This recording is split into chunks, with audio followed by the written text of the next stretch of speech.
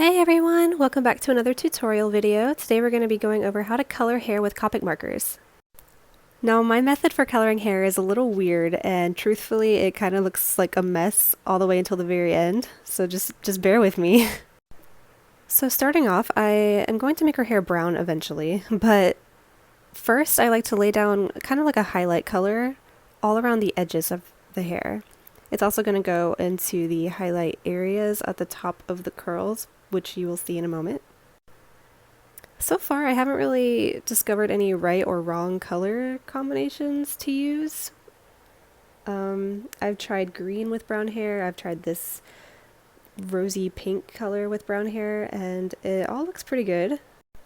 Just whatever hair color you're doing, try to find something that's a softer tone that will give a nice complementary highlight at the end. So since I chose this rosy kind of color, she's going to have a warmer, like, halo effect around her hair, as if maybe she had a warm light glowing behind her. I would definitely suggest playing around with some different color combinations because honestly, when I did, I had a lot of fun. I didn't really know what to expect at the end, and it was always a surprise. So yeah, just play around with some colors and see what you can come up with. Or you can just follow me. The color I'm using right now is R22. So now I'm going in and adding the highlight color to the top of the waves on her hair. This surprisingly took me forever to learn, but highlights hit the top part of the hair. It really just takes practice and patience to kind of figure out where these are, but if you're looking at her hair right now, you can see that the waves that are the most outward, you want to put the highlight on top of those, and underneath of them is where the shadows are going to be. The thing with hair is you have to remind yourself that it is a 3D figure. It's not a flat shape. It has body and volume and wave, usually, unless you have stick straight hair in your drawing, but that's a different story. And even then, it still is a 3D shape. So just a basic rule of thumb, put the highlights on the top of the waves, if there are waves, or just anywhere that a light is going to be hitting your hair. Next up, I'm going to be laying down the base brown color that I want her hair to be. And with this, you're basically going to lay it down everywhere that you didn't lay down your highlight color, which you should hopefully notice that it will be at the bottom of the waves, which is where the shadows are going to be. Try to keep it a little bit away from the highlight line. You can overlap it a little bit, but just definitely make sure not to cover it up at all because you don't want to get rid of the highlights that you laid down. I'm going to go ahead and fill this in real fast.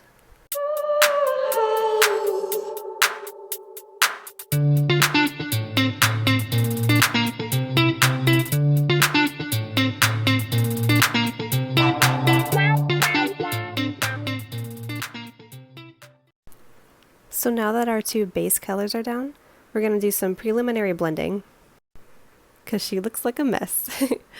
I'm going to use my colorless blender from Copic marker, and what this marker does is it doesn't necessarily blend colors together, despite its name.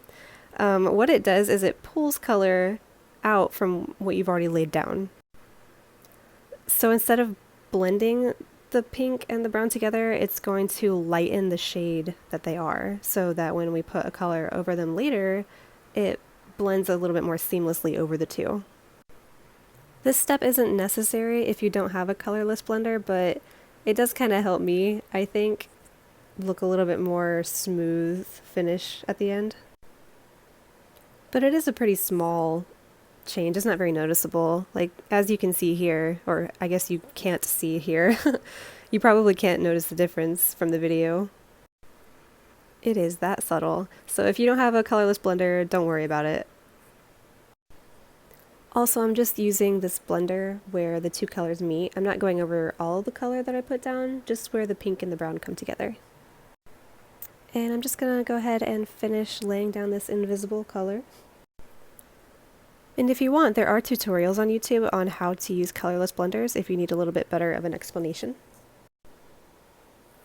Alright, so she still looks like a hot mess. So the next thing we're going to do is go in with a lighter brown. I'm using E37 Sepia.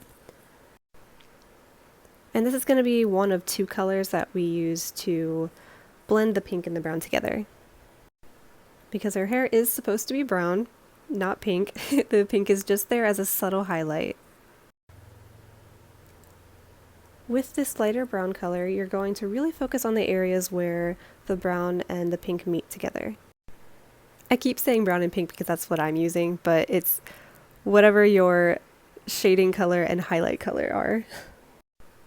With this color, it is definitely okay to go over the pink a little bit more than you did with the first color because you do want to cover it up a little bit.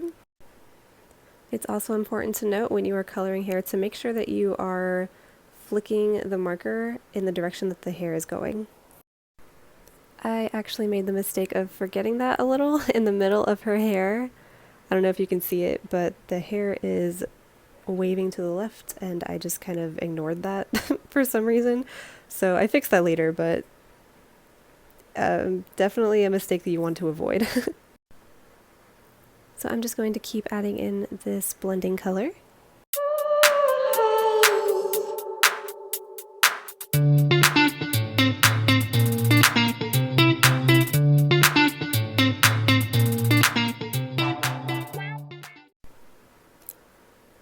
Now she's starting to look a little less messy, so that's good. But now we need to add some darker shadows. As I said before, the brown that I used earlier was a base brown, not the darkest brown. So I'm going to be using this E49. And this dark color is going to be used kind of where the background of the hair will be. If you look at hair, normally there's a foreground and a background that kind of peeks through. This is where you want to use this dark color. In this particular drawing, these spots are mostly where the most dramatic curves of her waves are. Since this color will be the darkest part of the hair, you're going to want to use it where all the darkest shadows will fall elsewhere too. So a lot of the times that's right by where the face is. And I just sped it along a little bit since I was just filling in those areas I talked about a second ago. And also with this color, you are going to want to put it at the bottom of the waves.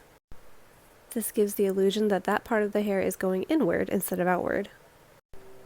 I put the base brown in these areas too, but the difference is with this darker one is I don't use it quite as much. It's just a little bit right where the curve is. And I just repeated this process throughout the hair, putting it where all of the waves would be. And if you're not too familiar with where naturally occurring shadows are, it's okay, just look at a reference picture and that will definitely help you out. So next up, I'm going back in with E29, which was the base brown color that I used, and I'm just going to put that back over where I already had it, and then a little bit over the darkest brown that I just did. This is going to help blend that out a little bit and also reinforce the base that I put down earlier, because with Copic markers, typically putting down one layer of a color isn't enough. It kind of looks a bit streaky. So typically, no matter what, you do want to put at least 2 layers on something to make it very opaque. So after that quick step, I actually go back to my colorless blender. Again, you don't have to do this, but this is just a step I like to do. And one last time, I'm just kind of running it back over where all the pink area is. Because you really want that highlight color to just be a highlight color. You don't want it standing out too much. It also just really helps out with blending later on because the highlight color is such a different color from the base that it's a little tricky to get it to blend smoothly. Next up, to get that blend a little bit better, I'm going to be using kind of a grayish mauve-y color because it's a good mix in between the pink and the brown. The color I'm using is going to be RV95. But this color for you will really depend on the highlight color that you chose. So if you did choose like a green or a blue instead of red, then you should choose a grayish green or blue to blend out these colors. And I'm just using these colors again where the pink meets the brown just to blend it out a little bit better. And I just finished laying that color down. And then I thought that I didn't add enough dark brown to this actually. I think it needed a little bit more definition.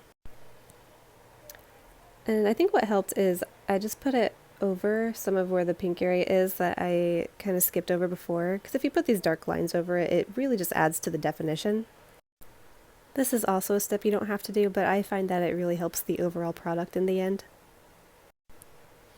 So I mentioned earlier that there is a spot where I kind of ignored the rule of following the hairline, so I'm just fixing that now.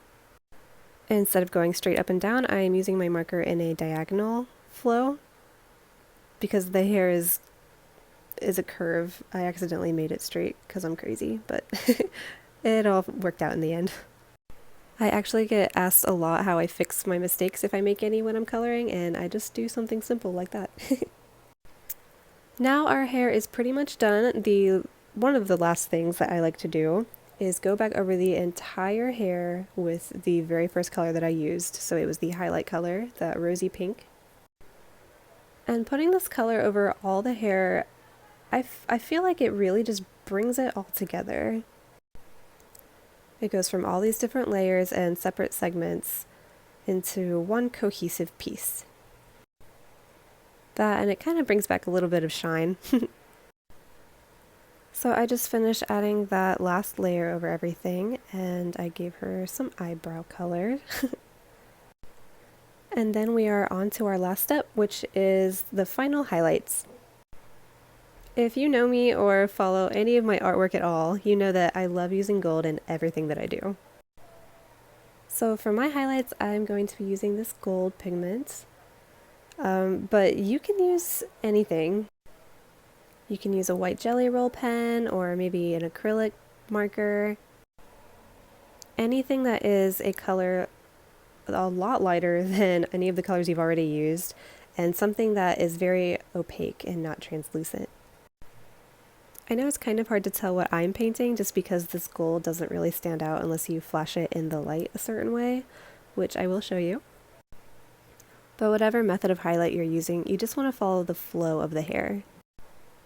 I think adding the highlights is kind of an art in itself, just because you don't want to do too much, you don't want to do too little. You don't want them all clumped together or too far spaced out. They really have to be in the perfect spots. Depending on how you drew your hair, this might be harder or easier for you. I'm just kind of following the lines that I already put down, so it's a little easier for me. And if you are curious about the gold pigment that I'm using, it is by the brand Perfect Pearls. I'm not sponsored in any way, but I just always get asked this question, so I figured I would just address it now. It's basically a really, really fine glitter that I mix with water until I can paint with it. And I get it at Michael's Craft Store, or you can get it at Hobby Lobby. I've ordered them online when I've run out. So yeah, again, it's Perfect Pearls. And they do come in different colors too, not just gold. I have silver, bronze, gold, kind of like a reddish tone. And I think they have other colors too. And that is the last step for how I color hair. I'll just show you real fast how this looks in the light.